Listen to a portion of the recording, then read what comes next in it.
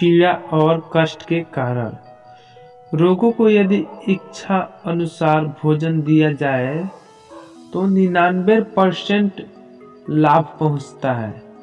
हमें कुछ लोग ऐसे भी मिले जो कहते थे कि इच्छा अनुसार भोजन कराने से रोगी का रोग और कष्ट बढ़ जाता है, और कहने वाले में अधिकतर ऐसे थे जो केवल हमारे सिद्धांतों का किसी न किसी तरह से खंडन करना चाहते थे।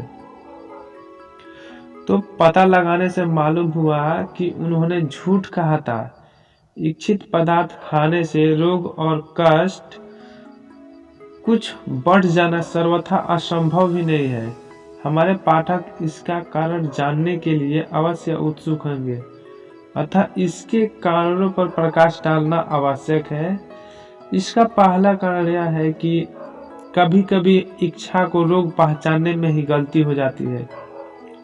दूसरी बात यह है कि रोग सचमुच बढ़ा है, पर प्रकृतिक अब रोग को निकालने का यत्न कर रही है, लेकिन क्या करे, इससे जानने में भी गलती हो जाती है।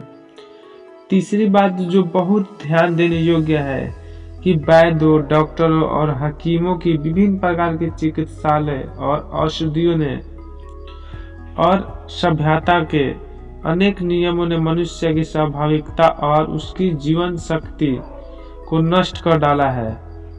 तो इच्छित पदार्थों को खाने से कभी और किसी मनुष्य के शरीर में रोग बढ़ता हुआ मालूम हो तो आश्चर्य नहीं है।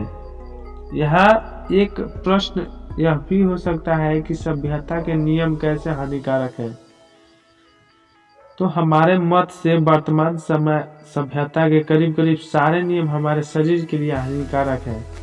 आजकल के किसी डॉक्टर से पूछिए कि मुंह को रजाई से बंद करके सोना चाहिए या नहीं, तो वो कहेगा कि नहीं। तो इसका कारण क्या है? तो बात यह है कि भीतर से जो श्वास बाहर आता है वह अशुद्ध होता है और उसमें वह चीजें मिली रहती है जो मनुष्य जीवन के लिए विष है। रजाई व लिहाफ से मुंह ढांप लेने से शुद्ध वायु बाहर से भीतर नहीं जाती, किंतु यही विष मिला हुआ वायु बार बार भीतर जाती है। जैसे हम नाक से श्वास लेते हैं, वैसे ही कुछ न कुछ शरीर के प्रत्येक रोम छिद्रों से श्वास आता जाता है। वर्तमान सभ्यता के अनुसार इसके अधिक कपड़े पहन लिए जाते हैं कि रोम कूपों में शरीर के भीतर शुद्ध वायु नहीं जाती। इतना ही नहीं, कपड़े के ऊपर कपड़े गूंथ रहे हैं, किंतु ये इतने तंग, कड़े और मोटे होते हैं कि केवल शुद्ध वायु का जाना ही कठिन नहीं, परंतु इनके पहनकर शरीर को स्वतंत्रता पूर्वक सुख से इधर उधर हिलाना भी कठिन हो जाता है।